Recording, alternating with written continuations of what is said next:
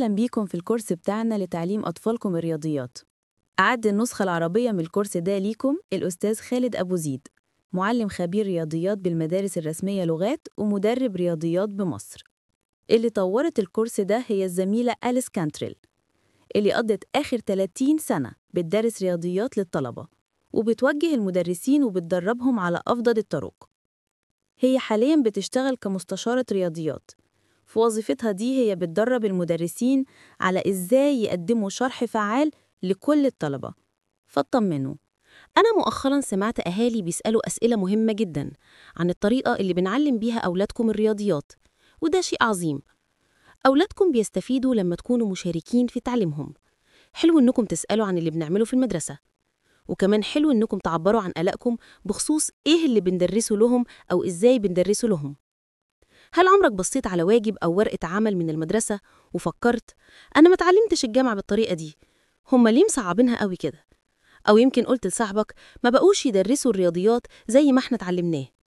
ممكن حتى تلاقي نفسك بتقول لطفلك إيه ده اللي بيطلبوه منك ده؟ خلوني أطمنكم، أنا أقدر أوعدكم بحاجة: كل اللي اتعلمتوه عن الجمع والطرح والضرب والقسمة هيتدرس لطفلكم زي ما كان في مدرستكم. واحدة من أول الحاجات اللي اتعلمتوها كانت مفهوم الجمع، إني ممكن آخد 3 تفاحات وبرتقانتين وأجمعهم فيبقى معايا 5 فواكه، وإنتوا اتدربتوا على بحاجات أكتر زي اللعب والمكعبات.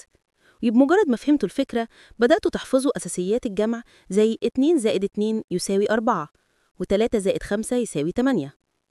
المدرس بتاعكم غالبا كان بيمرنكم على الحقائق دي بكروت واختبارات.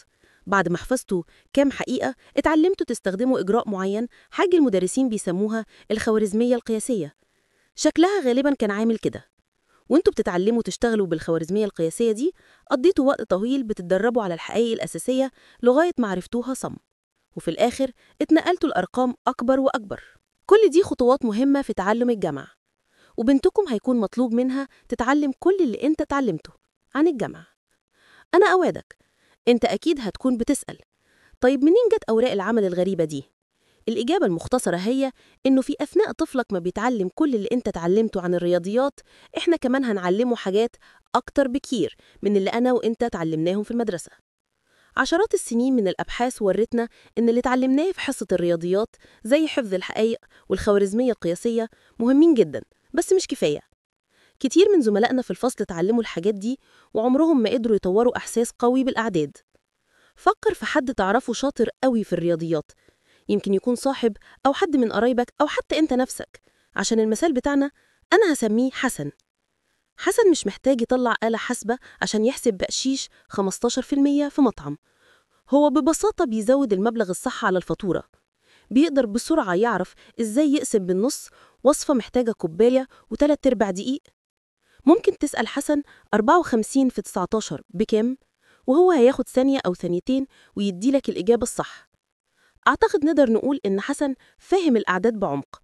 هو اتعلم شوية استراتيجيات بتخليه يشوف بسرعة العلاقات والأنماط اللي كتير مننا ما بيشوفهاش، وهو ده اللي احنا عايزين نعلمه لطفلك. يمكن تكون بتسأل نفسك ليه ده مهم؟ احنا عندنا كمبيوترات وموبايلات وآلات حاسبة تقدر تعمل ده كله بدلنا. الأبحاث أظهرت إن الطلبة اللي بيتعلموا عن الأعداد بمستوى أعمق ببساطة بيكون أدائهم أفضل في الرياضيات، بيكونوا أكثر قدرة على إنهم يدرسوا مستويات أعلى من الرياضيات طول فترة الثانوي والجامعة، بيكونوا أكثر قدرة على إنهم يشتغلوا في وظائف مرتباتها عالية زي الهندسة والطب. لو عايز توفر لطفلك فرص زي دي لازم تساعده يطور القدرات دي. لو سألت حسن إمتى اتعلم يعمل العمليات الرياضية في دماغه، إجابته غالباً هتكون أنا ما اتعلمتش، أنا فهمتها لوحدي.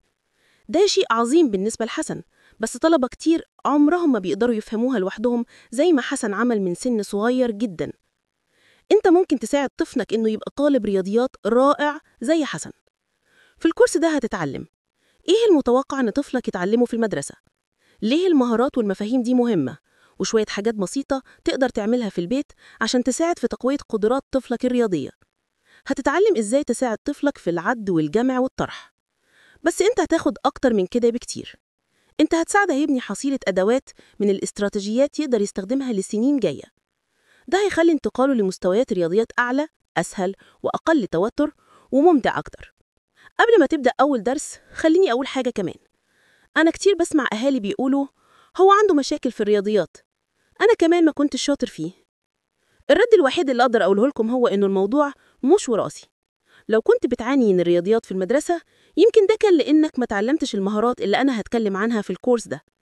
أنا أظن إنه بسبب إن الرياضيات ما كانش مادتك المفضلة أو إنك مش بتاع حساب. لكن الخبر الحلو إنه عمره ما بيفوت الوقت عشان تبدأ تطور مهارات جديدة.